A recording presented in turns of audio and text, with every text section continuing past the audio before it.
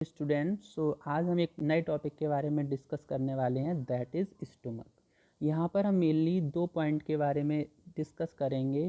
First is what is stomach and second is how does stomach help to digest food. सबसे पहला question जो हमारे सामने rise होता है, that is what is stomach.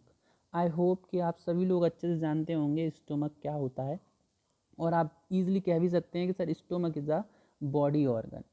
Basically first point जो हमारा है वो ये है, stomach is a digestive organ of our body. ठीक है, तो सबसे पहला पॉइंट क्या समझ में आना है हमारे, कि स्टोमक हमारी बॉडी का एक डाइजेस्टिव ऑर्गन है। दैट मीन ये हेल्प करता है फूड को डाइजेस्ट करने में। और यहाँ पर जो आपको पिक्चर दिखाई दे रही है, इस पिक्चर को देखकर आप क्या कह सकते हो, यदि मैं इस पिक्चर को देखूँ तो मुझे दिखाई दे रहा है कि इसकी जो शेप है वो कुछ कुछ जे अल्फ़ाबेट जैसी है। नेक्स्ट पॉइंट हम इसके बारे में बोल सकते हैं, stomach is in J shape sac like structure. Mean ये कि हमारी बॉडी में जो स्टोमक है, ये जो ऑर्गन है वो जे की शेप का होता है एंड सैक लाइक होता है। सैक का मतलब बैग, थैला, मतलब कि ये फूड को स्टोर करने का काम करता है। That's why it is called sac.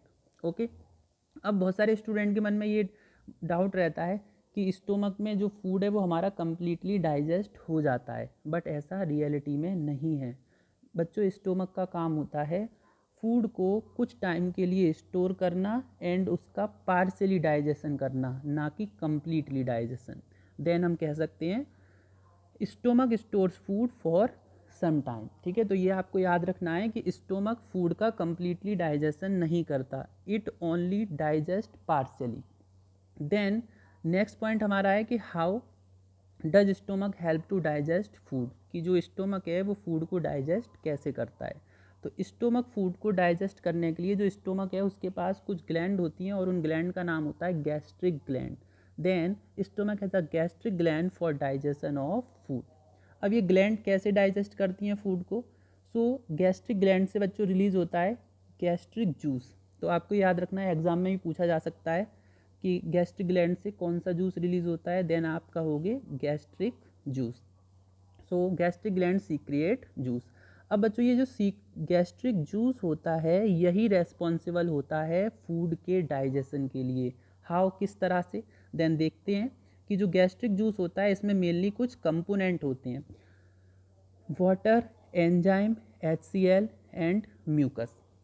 तो यहाँ पर मेनली हमें एंजाइम्स के बारे में समझना है कि ये जो एंजाइम्स हैं यही फूड को डाइजेस्ट करते हैं। मतलब कि जो कॉम्प्लेक्स फूड हम खाते हैं उसे सिंपल फूड में कन्वर्ट कर देते हैं या सिंपल मॉलिक्यूल में कन्वर्ट कर देते हैं। तो गैस्ट्रिक जूस में कौन कौन से एंजाइम होते हैं, मेनली 2 एंजाइम होते हैं। First is rennin and second is pepsin. अब ये दोनों एंजाइम क्या काम करते हैं, किस चीज़ को डाइजेस्ट करती हैं। तो स्टूडेंट, जो फूड हमने खाया है जब वो हमारे स्टोमक में पहुंचता है तो गैस्ट्रिक जूस से जनरेट होने वाला एंजाइम रेनिन, रेनिन का काम होता है प्रोटीन को डाइजेस्ट करना। ठीक है, अब ये कौन से प्रोटीन को डाइजेस्ट करता है, तो बच्चों ये मिल्क से जो प्रोटीन हमें मिलता है उसे डाइजेस्ट करता है। तो दिन भर में जो भी हम मिल्क लेते हैं या पीते हैं उसमें प्रेजेंट प्रोटीन को डाइजेस्ट करने का काम करता है रेनिन। अब ये पेप्सिन क्या करता है, तो पेप्सिन का काम होता है फूड में प्रेजेंट प्रोटीन को डाइजेस्ट करना। तो आपको यहाँ से याद रखना है कि रेनिन का वर्क होता है मिल्क में प्रेजेंट प्रोटीन को डाइजेस्ट करना एंड पेप्सिन का काम होता है फूड में प्रेजेंट प्रोटीन को डाइजेस्ट करना। अब ये प्रोटीन को डाइजेस्ट करके पेप्टाइड्स में बदल देते हैं।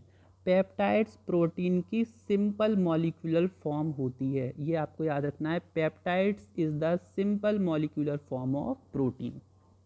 एंड HCl का क्या वर्क होता है, देन HCl का वर्क होता है हमारे फूड के साथ आए हुए माइक्रो ऑर्गेनिज्म को किल करना। देन HCl काम करता है माइक्रो ऑर्गेनिज्म को किल करने का। एंड इसी HCl की वजह से कभी कभी हमें एसिडिटी देखने को मिलती है। एसिडिटी होने पर हम प्रेफर करते हैं मोस्टली इनो लेना या बेकिंग सोडा लेना, जो हमारी एसिडिटी को ख़त्म कर देता है। एंड देन इसका एक इम्पॉर्टेंट काम और होता है कि यही HCl एक्टिवेट करता है एंजाइम को। मतलब ये जो दो एंजाइम है ये HCl की वजह से ही एक्टिव होते हैं, उससे पहले ये एक्टिव नहीं होते। ओके स्टूडेंट, तो आपको इतना रिमेंबर रखना है।